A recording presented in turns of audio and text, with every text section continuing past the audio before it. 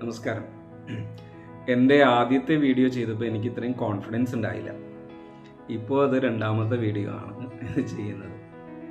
എന്തോ ഭയങ്കര രസമായിട്ട് തോന്നുന്നുണ്ട്. ഇപ്പോൾ ഞാൻ ഇതിനൊക്കെ ഇഷ്ടപ്പെട്ട് പയ്യെ വരുന്നുണ്ട്.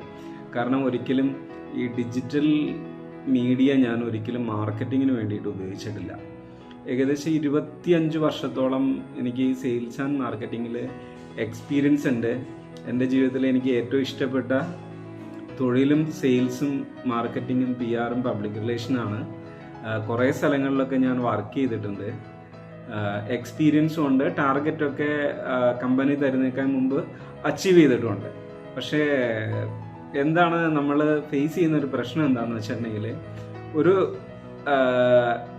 മാസത്തിൽ ഒരു 15-ാം തീയതിയൊക്കെ ആകുമ്പോഴേക്കും ഉണ്ടല്ലോ, നമ്മളുടെ കയ്യിലെ ഇൻകം എല്ലാം തീരും.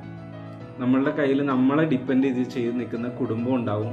ഇത് കൂടാതെ കുറേ ടീം മെമ്പേഴ്സ് ഉണ്ടാവും, എല്ലാവരും ഉണ്ടാവും.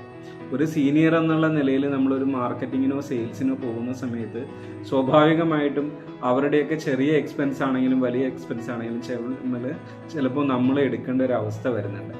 ഈ സമയത്ത് ഒരു 20-ാം തീയതി 15-ാം തീയതി ഒക്കെ ആകുമ്പോഴത്തേക്കും നമ്മൾക്ക് മന്ത്ലി ഏൺ ചെയ്യുന്ന ആ സാലറി അല്ലെങ്കിൽ നമ്മളുടെ കമ്മീഷൻസ് എല്ലാം തീർന്നു പോകും. അപ്പോൾ പിന്നീട് നമ്മൾ ഒരു 10 ദിവസം അല്ലെങ്കിൽ 15 ദിവസം വളരെ കഷ്ടപ്പെട്ടിട്ടാണ് നമ്മൾക്ക് നമ്മളുടെ ടാർഗറ്റ് എത്തിക്കാനും അല്ലെങ്കിൽ നമ്മളുടെ ഡേ ടു ഡേ ഉള്ള ചിലവുകൾക്ക് എത്തിക്കാൻ വേണ്ടിയിട്ട് നമ്മൾ കഷ്ടപ്പെടുന്നത്.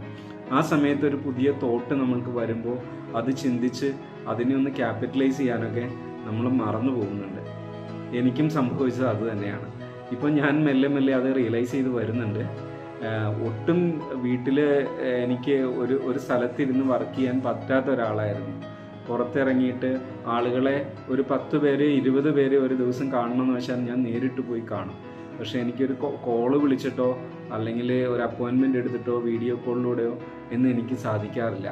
പക്ഷേ ഇപ്പോൾ ഞാൻ മെല്ലെ അതിന് ഇഷ്ടപ്പെട്ട് വരുന്നുണ്ട്.